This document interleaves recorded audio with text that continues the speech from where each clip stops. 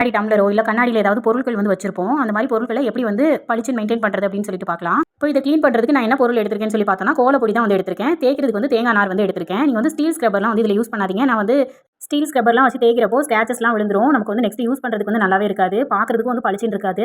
அதுக்காக இந்த மாதிரி வந்து தேங்காய் நார் வச்சே வந்து க்ளீன் பண்ணிக்கலாம். க்ளீன் பண்ணுறதுக்கு இந்த முக்கியமான பொருள் பார்த்தோன்னா கோலப்பொடி வச்சே வந்து க்ளீன் பண்ணிக்கலாம். இந்த மாதிரி வந்து உள்ளே வந்து கோலமாவு வச்சே நம்ம வந்து க்ளீன் பண்ணி எடுத்துட்டோம் அப்படின்னா, இது வந்து நம்ம வாங்குறப்போ எப்படி இருந்துச்சோ அதே மாதிரி புதுசு மாதிரியே வந்து இருக்கும். இப்படி க்ளீன் பண்ணலாம். இப்போ நான் வந்து இந்த மாதிரி டம்ளர் ஃபுல்லாகவே வந்து கோலமாவு வச்சு தேய்ச்சி எடுத்துட்டேன். தேய்ச்சதுக்கப்புறம் இந்த மாதிரி தண்ணியில் வந்து கழுவிட்டு காட்டுறேன் பாருங்க. ஃபஸ்ட்டு இருந்ததுக்கும் இப்போதுக்கும் நல்லா வந்து வித்தியாசம் வந்து உங்களுக்கு தெரியும். ஃபஸ்ட்டு வந்து இருந்தப்போ ஒரு மாதிரி வந்து டல்லாக இருந்துச்சு. இப்போ நம்ம கோலமாவு வச்சு தேய்ச்சதுக்கப்புறம் பாருங்க நல்லாவே பளிச்சுன்னு மாறிடுச்சு. இல்லை வேறு ஏதாவது ஸ்க்ரப்பரை போட்டு தேய்ச்சோம் அப்படின்னா அந்த டிசைன்லாம் வந்து போய் நமக்கு வந்துட்டு பார்க்குறதுக்கே நல்லா இருக்காது. அது மட்டும் இல்லாமல் ஸ்க்ராச்சஸ் ஏதாவது விழுந்துருச்சு அப்படின்னாலும் நம்ம நெக்ஸ்ட்டு வந்து யூஸ் பண்ணுறதுக்கும் நல்லா இருக்காது. இந்த மாதிரி கோலமாவு வச்சு நீங்கள் க்ளீன் பண்ணுறப்போ பார்க்குறதுக்கும் வந்து ரொம்பவே பளிச்சுன்னு அழகாக இருக்கும். தேங்காய் நார் வச்சு க்ளீன் பண்ணுறப்போ நமக்கு டேமேஜும் வந்து ஆகாது. இந்த மாதிரி வந்து கண்ணாடி பொருட்களை நீட்டாக வந்து க்ளீன் பண்ணி எப்போவுமே எடுத்து வச்சுக்கோங்க. பார்க்குறதுக்கு எப்போவுமே பளிச்சுன்னு மெயின்டைன் பண்ணிக்கலாம்.